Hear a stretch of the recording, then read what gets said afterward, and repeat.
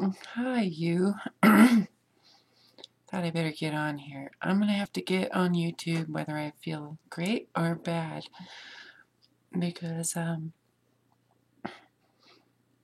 I want to be able to share with you some things.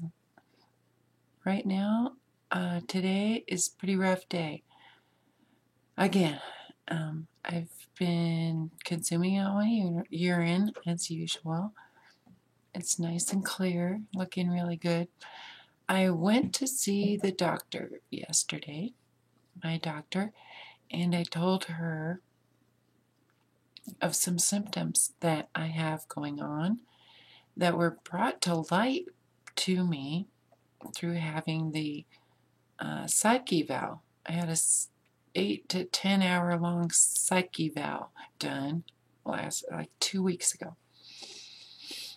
And what happened, maybe I told you this, I don't even remember. During the eval, I would listen to questions that he asked me, and it brought to light some symptoms that I had going on, and not just recent, there, for years, and then on and off in waves, and and I've talked to you about. And over the years of urine therapy, I thought the symptoms of Morgellons had gone away and are dissipating. And seriously, the symptoms that I've been watching of the Morgellons, excuse me, for years, I can see it in my finger and toenails. I can also see it with my eyes, and how it feels, and that, my fingernails right now. Whoops, wrong way. Okay, they're not looking so great, but if you look at the My Strange Addiction, there's a couple shots you can see my fingernails, and they're not looking great. They're not looking too good. The Morgellons, and I don't believe Morgellons is in the fingers necessarily. That's just the last evidence I saw of it. I still believe it's inside the body, or possibly close to the skin, not deep in the body. You know what? I don't need to be getting into that because that's something that is so complicated and intricate and confusing. I shouldn't be talking about it. I can tell you that after 6.5 years of drinking my own urine, the Morgellons symptoms have dissipated. Okay, so enough of that.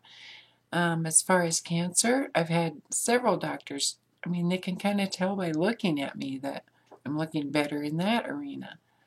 My lungs sound great to the doctors. Everything, my skin looks real good. I don't have any moles that are suspicious that I need to go to a dermatologist to check out right now. The skin's looking good. I kind of need a drink. Dang it. Anyway, sorry. Just have to put up with it. So anyway, I was going to read to you the list I took to the doctor to tell her about my symptoms. And this is revealing, guys. By me telling you this, if you know anything about Alzheimer's disease, or I think that's what they call it.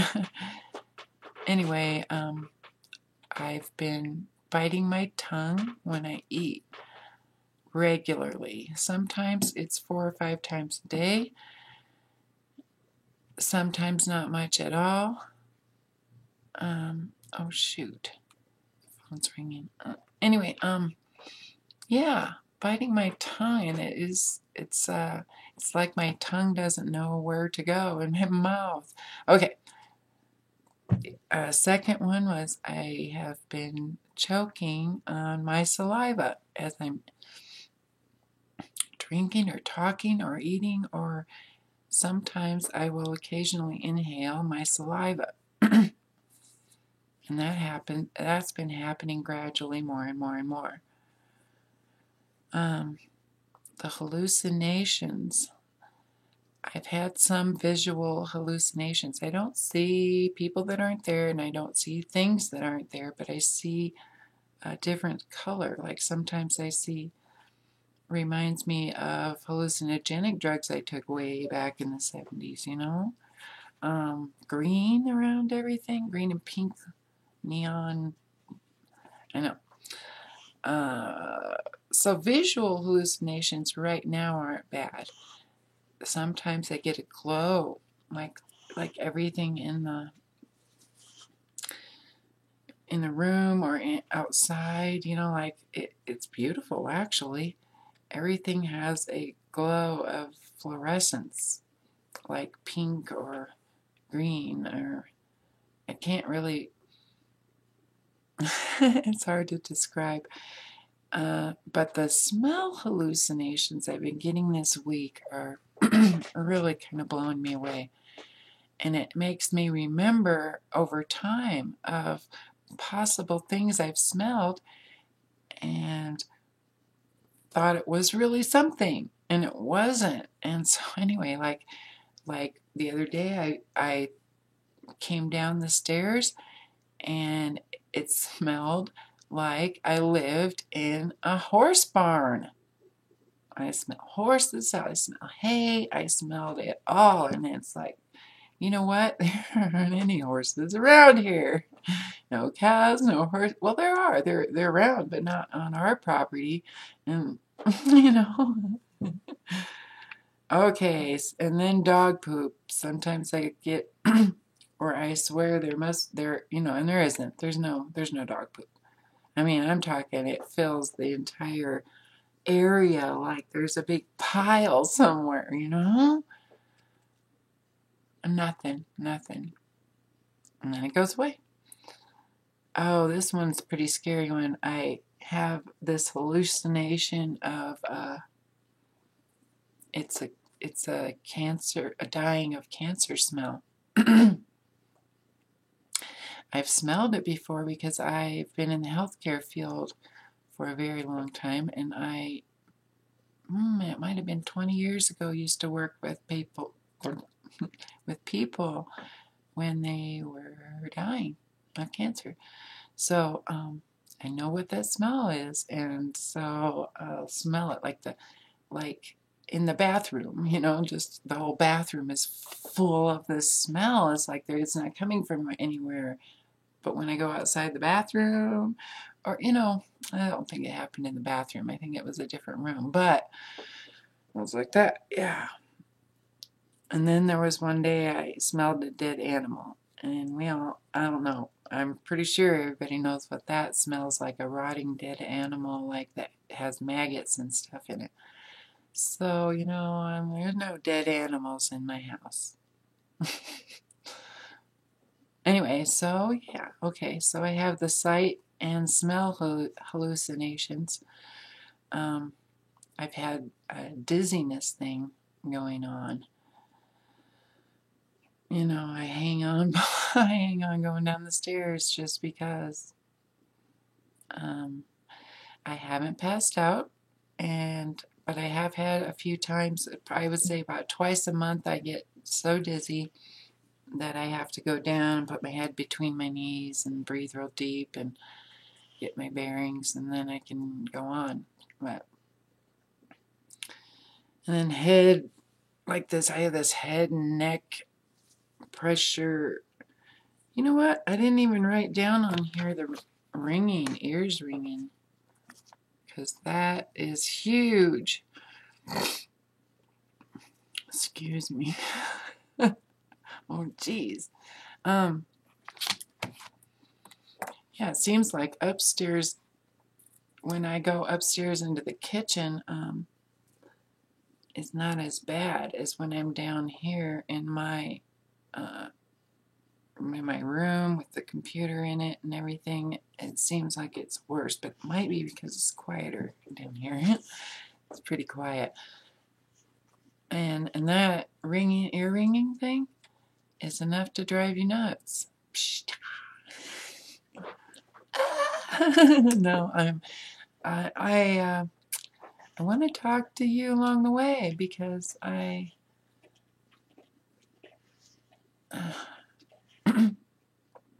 all those years, all that research I did and praying to learn about Alzheimer's and learning in reference to my dad, I really didn't, even though I know it's hereditary, I didn't give it a conscious thought to pay attention to my own symptoms in reference to it. Well, who wants to? Nobody wants to talk about it, right? If you have the early stage of Alzheimer's, early stage symptoms of Alzheimer's, nobody wants to talk about it. You don't, I don't want to talk about it. But I kind of do, because when I come to terms or realize that I've got something going on, all my life I've been, well, maybe not all of it, but a lot of my adult life I've been geared towards natural healing and helping. I'm a Reiki master. I work with rocks and stones and the earth and the foods and eating the right foods and,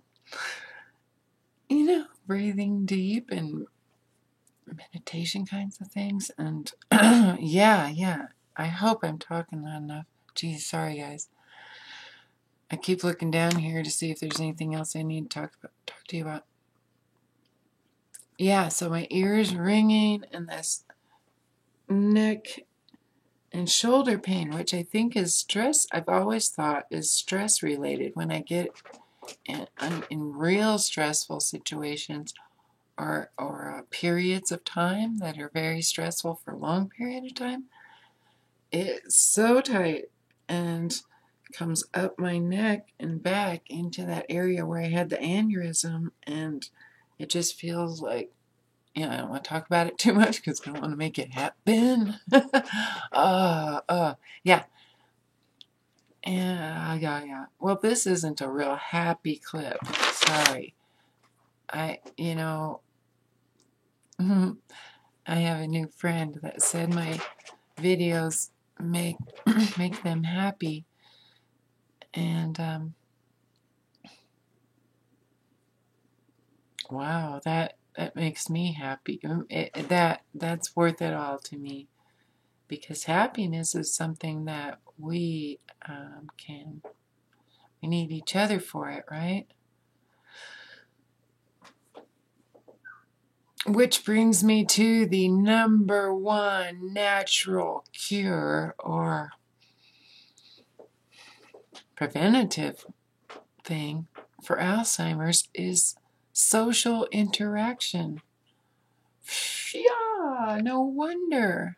I mean, seriously, guys, I don't know why I am. Oh, hang on, I gotta let Tink in.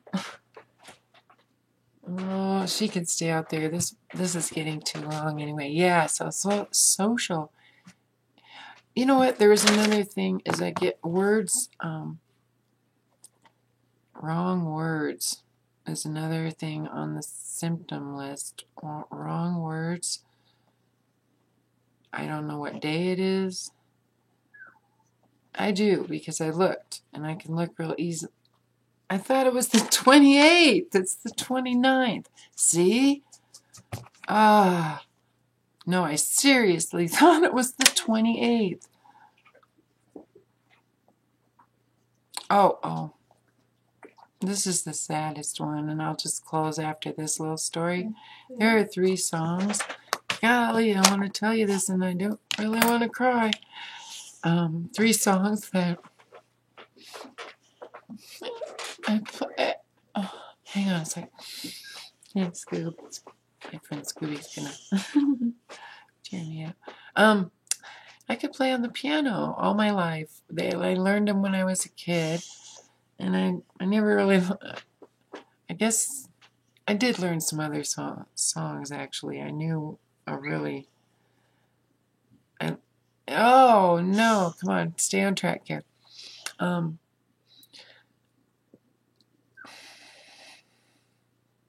It's because they don't want to talk about it. These 3 songs, I could always sit down at family gatherings and you would hear Care play those same 3 songs for decades. I mean, I know na na na na na na na na na na na. Yeah, I know that one. But both hands, right? I used to know the whole thing. Anyway, and Love is Blue and Exodus are the 3 songs that I have known forever on the piano. Well, I went this week to sit with my granddaughter, and she wanted to learn the na na na na na na na na, and I couldn't remember any of them. And you hear Tink barking in the door. Just a minute, Tink. Just a. And it was devastating. But that's just. I mean, I haven't played them for a year.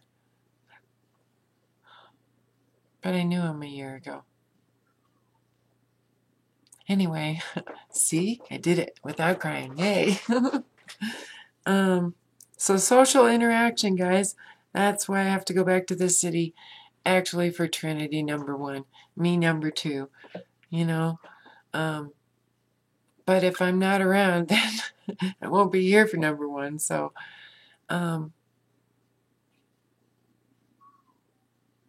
yeah, I want to run to the woods and camp and make a hut and just isolate is really what I want to do.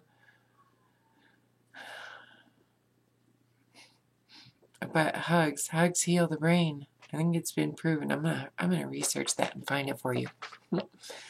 Hey, I have no idea if this is gonna be 2 hours long. I needed to tell you all that stuff because it's gonna be in writing. Yeah. And the first thing the doctor said is we're gonna need to go for the other big test that's not psychological, but physiological, right? So she's scheduling those tests for me. What I told her when I went, and this was the real clincher for me, is to really look at my own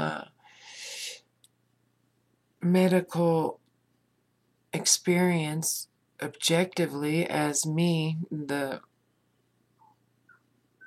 patient, I guess, for lack of a better word. If these symptoms were caused, which I've always attributed it to the TBI, brain injury,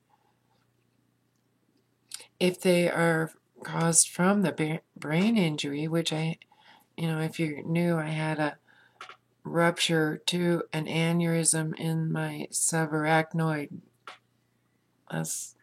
Those are words that I memorized,